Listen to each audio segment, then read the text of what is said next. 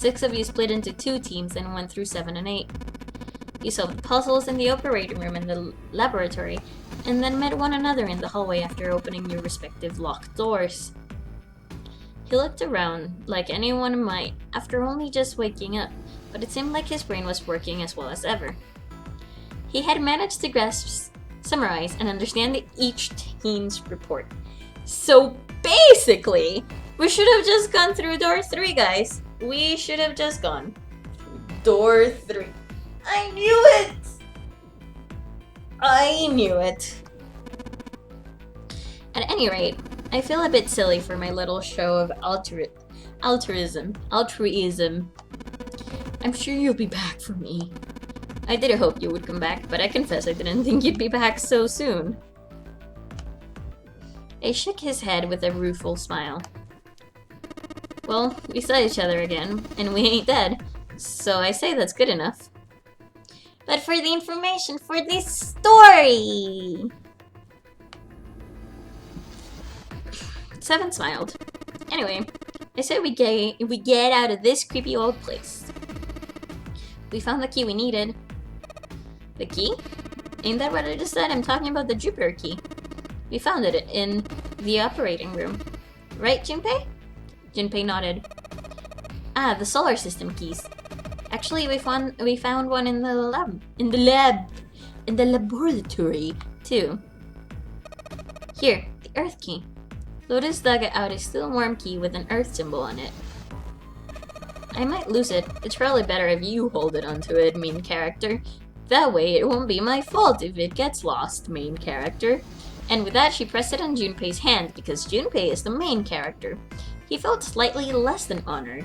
As a group, they now had 3 keys that had not been used. The Jupiter key, which had been found in the operating room. The Saturn key card, which had been found in the kitchen. And the Earth key, which Lotus had just handed to Junpei. Junpei tucked the new keys into his pocket. Jun spoke up.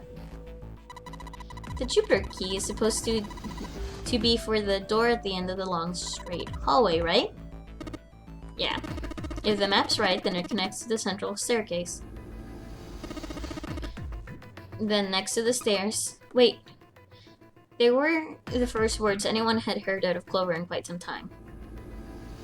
Her face suggested that they weren't going to be very happy with her words. What about door 3? Look, you saw the map, right? It's the same as 7 and 8. It just leads us back to this big hospital room. There's no point in seeing on what's on the other side of that door. There is a point. At least there is for me. There were tears in her eyes, but she glared at 7 as hard as she could, just the same. She looked very much like a frightened puppy. There wasn't a man alive who could have resisted those eyes. 7 looked everywhere in the room except at Clover and muttered and coughed apologies under his breath. Yeah, you're right. I'm sorry. Snake by being on the other side of the door 3. Clover nodded once. The next person to spoke was Ace. Very well. I'll be coming with you then. I've had a nice long rest. I think it's time I was up and about again. So 7, you'll help me, won't you? Huh? Me? Junpei did the calculations quickly in his head. 4 plus 1 plus 7 equals 12, 1 plus 2 equals 3. It looked like 7 was doing them too. At last, he gave up. Damn, well I guess that's how it's gotta be. I'm going with you, huh? Yes, you are. Alright, let's get moving. And so it was decided that Clover, Ace, and 7 would discover what lay beyond door 3.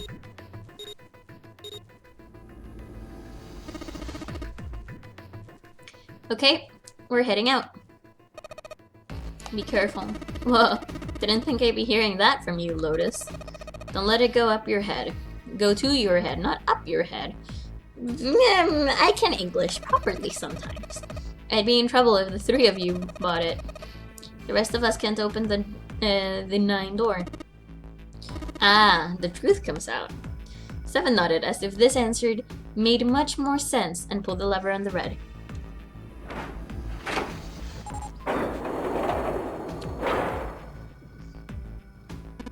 Okay, let's go. Let's go. It's a me, Mario. And the door opened. Ace, Clover, and Seven jumped through it.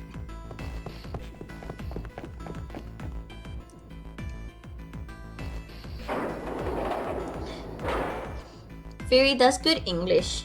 Firi indeed does English good. After exactly 9 seconds, the door closed noisily.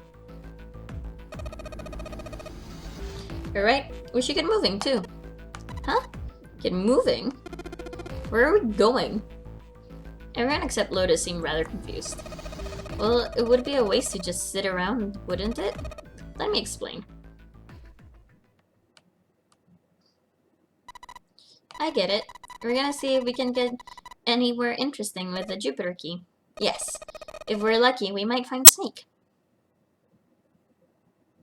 They were at the end of the hallway, lined by individual hospital rooms. The Jupiter symbol was engraved on the keyhole. Alright, Junpei. Open it if you please. Yeah, on it. Junpei pulled the Jupiter key out of his pocket and slid it into the keyhole.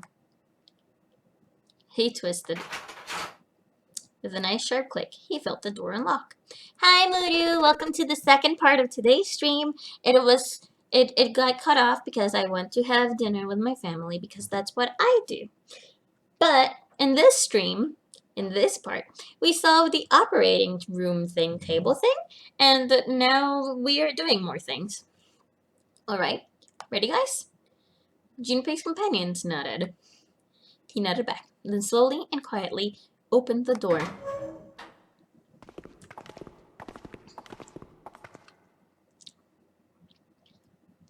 You had a family birthday?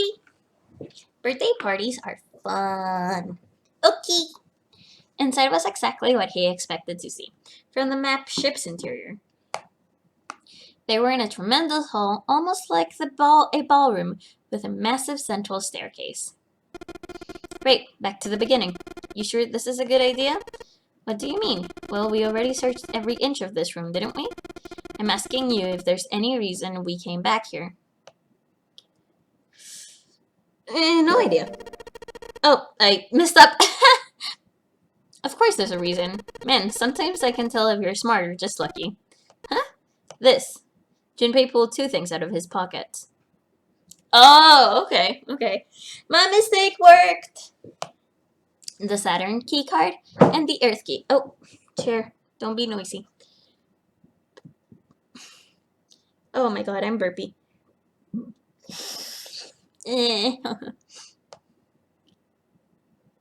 Santa cocked his head to one side, like an inquisitive bird, and looked at them. After several long moments during which it became apparent that Santa had no idea what the cards meant, June took pity on him. Don't you remember, Santa? On C deck, where we are now, there was a big elevator behind the stairs, remember? And next to the elevator, there was a card reader with the Saturn symbol on it. And on the A deck, on the door to the left, there was a keyhole with the Earth symbol on it, I think. So the 2 keys that Jumpy has should let us use the elevator in the A deck, huh? What? You what? You what? You what? What did you do? Are you falling asleep? Is that what you're gonna tell me? Yes, that's right. June smiled, pleased with herself. So did Santa. Alright, I got it. Let's get started then. What do you say we split into 2 teams? Lotus and I will search the Earth one so you two can search Saturn. Alright? Sounds good. Junpei handed the Earth key to Santa. Don't lose it. They decided that their initial search would be brief, only 10 minutes. They'd meet back near the staircase once they were done. Keyboard is sensitive and you're bumping it. Okay. Junpei and June headed for the elevators. Sure enough, there was a card reader bolted to the wall next to the left elevator. He lined up the Saturn keycard and swiped it through the reader. A light in the upper left corner blinked to life. Great. Looks like it's working now. Alright, now how do I call the elevator? There was a single button to the right of the elevator door. On the button, the upside-down triangle, the symbol for down, there appeared the button up. Junpei pushed it. He didn't have much of a choice.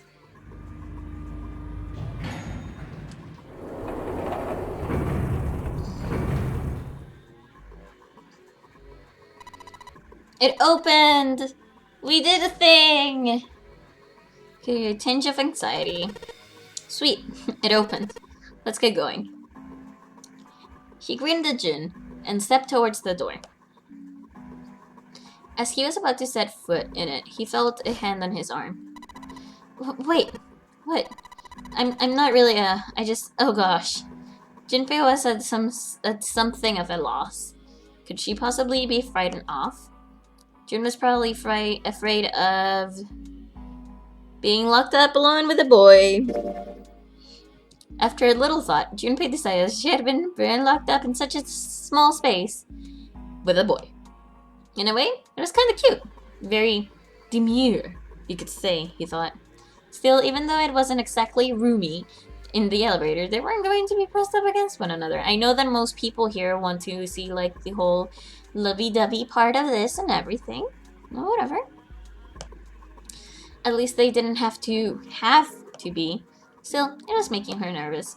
Junpei couldn't help but think how innocent she was. Come on, let's go. Again, he stepped toward the elevator. He felt restrained. I said, wait a minute. Why? Aren't you afraid, Jumpy? Afraid of what?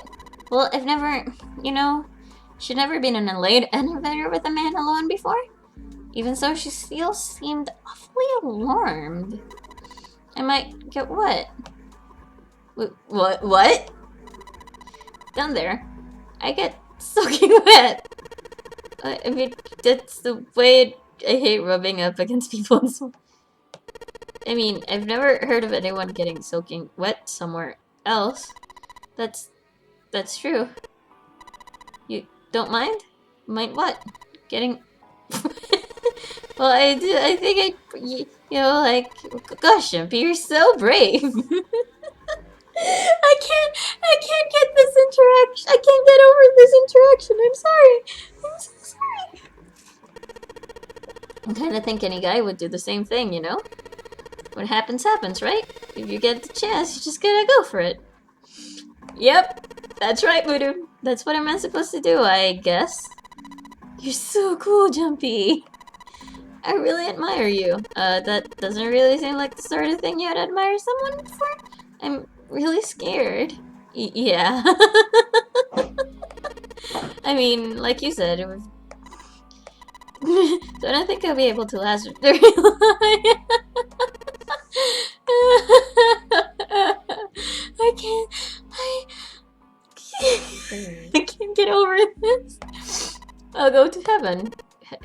Heaven? It feels kind of like you're floating in space. Your mind gets all fuzzy, like when you pass out. At least that's what I've heard from people who've experienced it. Ah, yes, I've heard that too. Well, I think it's the same thing that happens to guys. What? Huh? But it would happen to men too, wouldn't it? Wouldn't it happen to... It would happen once you get into your body. The same thing happens to everyone. Well, I mean, usually does it go... I mean, generally. Yes, it does. Well, eventually it will. It's not like you really have a choice. Ah, I can't. I'm just... This is so awkward for me. Your body will force you to swallow some of it eventually. What are you trying to do to me? Nothing. I'm not going to do anything to you. I'm just saying that that's what happens. A psychological reaction to what you're experiencing. Was that really how it happened? And it occurred to Junpei that perhaps that was how it worked. Perhaps he'd been mistaken all these years. Had he misunderstood life so gravely?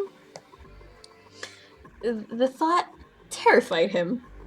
Jun seemed to be entirely oblivious of Junpei's mounting confusion and terror. I know most men probably have larger lungs, but even then, I don't think you could hold your breath for 20 or even 10 minutes. It's going to be a fear of drowning.